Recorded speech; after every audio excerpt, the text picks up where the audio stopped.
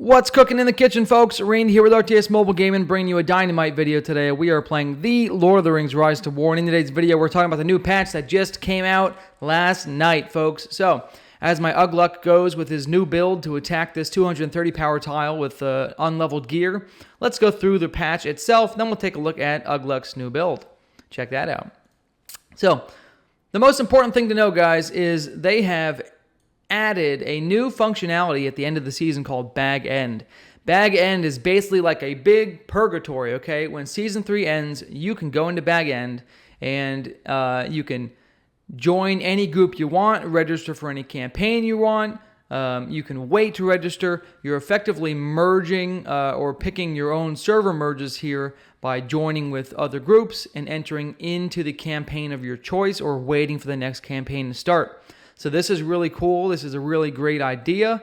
I've been asking the devs, what about, how do we teleport our account to another battle group or whatever it is? How do we change the scenery if we want to do so? Because once you've played with 3 seasons with the same people, sometimes you want to change the scenery. So this Bag End is really appealing to me, and I'm super excited to see that in action. Okay. The next huge change comes with commander skill sets. So a number of massive commander skills were changed. Some of them very nice changes, okay? The first thing here is Ugluk, Lurtz, and Ugthak, the Uruk-hai commanders, all had 2 skills completely reworked, which actually completely changes the effectiveness of certain builds, okay? So the most important thing to note is that the White Hand changed from being a useless skill called Arson, where they attack for fire damage when they're non-focus based commanders, and instead of dealing a couple thousand fire damage every turn, now they're going to be giving a 450% healing nuke to Uruk-hai units in round 6, which is very interesting.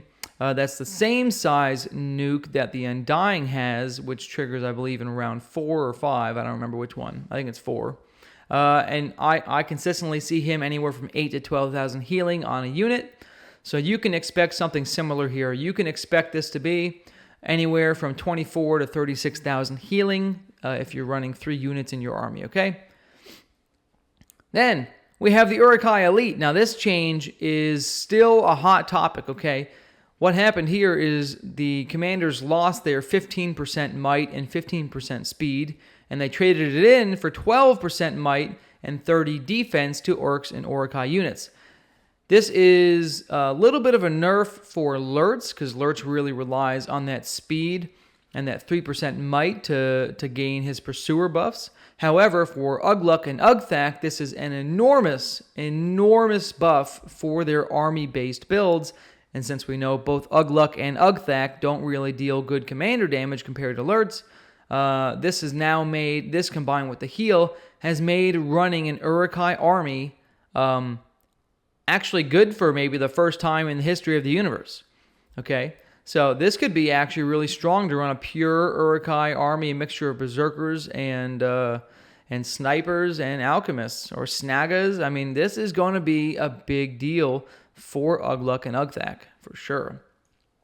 The next big change, okay? This one affects Ellrond, Elrohir, Elladan, and Arwen.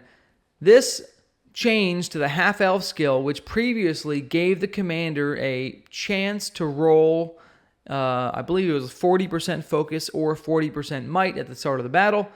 That was the most useless skill I've ever seen. It has now been dramatically like, I can't even, this is one of the best skills in the game right now. This is one of the best skills in the game right now.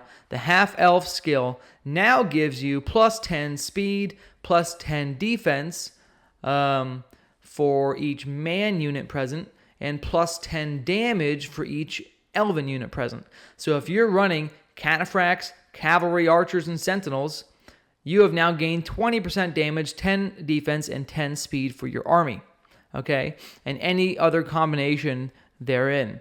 This is disgusting. I don't even know what to do. This is one of the strongest commander skills in the game right now. So really nice to see half elf turn from something totally useless to something good. And these 4 commanders, with the exception of Arwen, Ellrond, Elrohir, and Elladan are all massively underused commanders because they have several skills that aren't very effective. This will change the PvP meta for sure. You will be seeing more of the Elrond and Elladans. I don't know about Elrohir. I still don't like him that much, but it's a nice change, okay?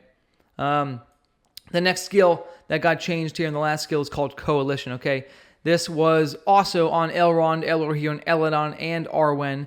And what this did previously is give, I believe it gave Elven and men units a chance to deal maximum damage. This has now been changed. This now gives men units a chance to deal the highest damage, and elves a 75% chance to gain initiative.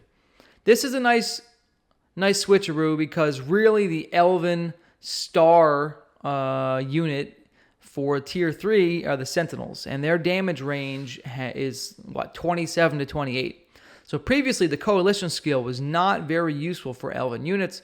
It's nice to see the devs add in this chance for initiative, which actually makes Sentinels enormously strong if they can gain initiative, which means they can pump out their damage before they are attacked, which makes them much, much stronger in PvP.